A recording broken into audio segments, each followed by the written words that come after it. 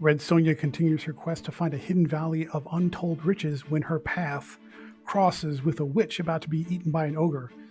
It's kind of as weird as it sounds, but maybe not so much. We're going to talk about it in our review of Red Sonja, Empire of the Damned #2 from Dynamite Comics.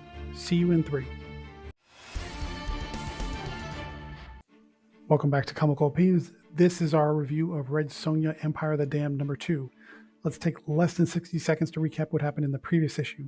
Sonja was in a drinking hall and the place was raided by soldiers, and she found herself arrested and jailed for not complying with authority forces, which is no surprise at all. And in jail, she partnered up with a mercenary who says, if you come with me, since you're pretty good with a sword, we're going to find this valley in Harkania that has no name, but is said to be full of riches gathered by a warlock who's nobody's seen in years. You help me escape, I'll get you there. They break out of jail, they kill some guards, they get on the horse and they skedaddle, but the mercenary is wounded along the way and he eventually dies, but not before giving Red Sonja the map, which happens to be tattooed all over his arm. That brings us to issue #2. Hang on to your hats because this is going to go very quick because it reads like a very quick issue. Red Sonja takes a break from her escape when she's gotten far enough away to dry out the map, as it were. In other words, she cut off the mercenary's arm and skinned it. He was already dead, so it's not like he needed it anymore. And so she hangs up the patch of skin, if you will, over a fire to dry it out while she's cooking her dinner. And you can clearly see that there's a map that points the way to a valley with hidden treasures. While Sonja is waiting for her dinner to finish cooking, she hears this thump, thump, thump, and a dragging noise not too far away. She decides to investigate, and she sees this huge ogre dragging a coffin that is locked up and chained. So somebody's in the coffin and trying to get out. Sonja decides to intervene on behalf of whoever's in there. The ogre is not pleased with somebody getting in his way. They tussle, they fight, and Sonja eventually cuts the ogre down. Sonja heads over to the coffin, breaks it open, and finds a woman inside who's bound and gagged. And the woman says, "Thank you very much for saving me. I've got a cabin nearby. You can get some rest and food as a sign of my thanks to you for saving me. And then we can see, if you need some help with anything, I'll see what I can do for you." When they get back to the cabin, Sonja immediately deduces the woman is a witch because there's jars of eyeballs and tongue of newt and all the things up on the shelves. And the woman says, "Yeah, I'm a witch. My name's Luna. Even though I'm a witch, I'm not a bad one necessarily. I do what I need to do. And if somebody pays me for a spell or a potion, I do it. But I see that you're trying to get somewhere." Sonja explains that she's looking for the valley. That's a hidden valley that it contains all kinds of treasures. The witch says, "I know where that valley is, but it's a dangerous place. You don't want to go there." And they decide eventually to partner up and say, "Well, if you're going, I'm going. I can help you get there.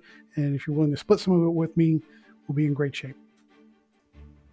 Suddenly, they hear a big ruckus outside, and it is the father of the ogre Red Sonja cut down in the beginning of the issue. And he is there for revenge.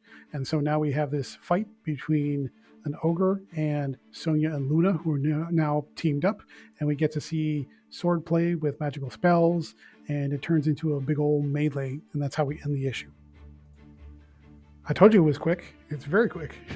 So let's move over to the technical aspects, starting with the character work. Steve Niles establishes a tension-filled partnership between Sonja and Luna, which is good because that's drama, and the drama will carry all the way through. And the reason it's tension-filled is because Red Sonja absolutely 100% does not trust witches, and the witch 100% absolutely does not trust mercenaries that carry a sword and is very good at killing things. So even though they decided to partner up because they have mutual shared interests and they're going after the treasure, it's very clear that they are keeping a very close eye on each other. They're waiting for that turn or the backstab, and that creates a layer of tension and drama that's going to carry through for as long as the two stick together, which is a really smart play on Steve Niles' part. Let's move over to the art by Alessandro Amoroso.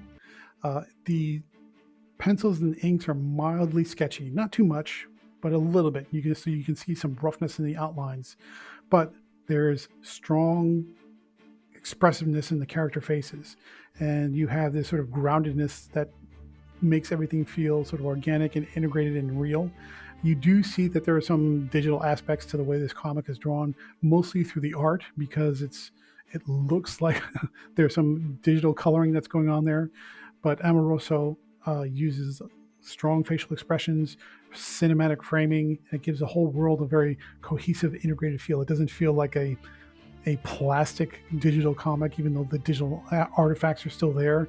It looks like a very decently drawn comic. So visually speaking, looks good. I wish there was more darkness and a higher contrast between light and dark to give you more dramatic shadows. But overall, this is a good presentation. And the sketchiness of the outline, I think, enhances the grittiness of the type of story that's being told here. Let's move over to pacing and structure. So this is a super quick read if you hadn't picked that up from the description. And it's primarily due to the efficiency in which everything is conveyed. There's no fluff at all. There's no superfluous scenes. There's no excess dialogue or excess narration where you're getting into the character's head. It is dialogue when necessary. And Niles is smartly relying on the art to help tell part of the story. So you get things communicated through the looks of the characters, from their facial expressions, from the action that's going on. This is how a comic should work. It should be art and words working together instead of art acting as illustration for the words. There's more of a partnership there rather than one supporting the other. In terms of the plot and the structure, it gives you only what you need. You don't feel shortchanged, and you don't feel there's a lot of fluff in the story. So when you strip all that excess junk away that's not necessary to be there, the story reads quick. You get what you need, the story, but it still feels complete and satisfying. So overall, this is a nice example of art and words working together with a focus on tight efficiency. So let's switch over to themes. Are there any themes right now? The answer is no. This is a true blue, straightforward, basic scavenger hunt quest. Red Sonja is after the treasure. She's picking up allies along the way. She's fighting enemies along the way, and that's it. There's no fuss. There's no muss. There's no fluff. There's no waste. It is a very clear scavenger hunt quest, and that's all. Sometimes that's all you need. You don't need to get fancy. Final thoughts. What do we think about Red Sonja, Empire of the Damned #2? It's a brutally efficient adventure tale. To find Trevor, of course, in a hidden valley somewhere. It's a good mix of action. You get good character moments. There is drama and tension, and there's energy and flow to the comic. The net effect is a pitch-perfect sword sorcery story with good art, very good, I would say even great art in some spots. Therefore, we're going to give Red Sonja, Empire of the Damned #2 from Dynamite Comics an 8.5 out of 10. What did you think about this comic? Did you read the first issue? And if you like the first issue, did this review convince you or dissuade you from buying this issue? Give me a thumbs up to let me know if you thought this review was helpful in making a decision.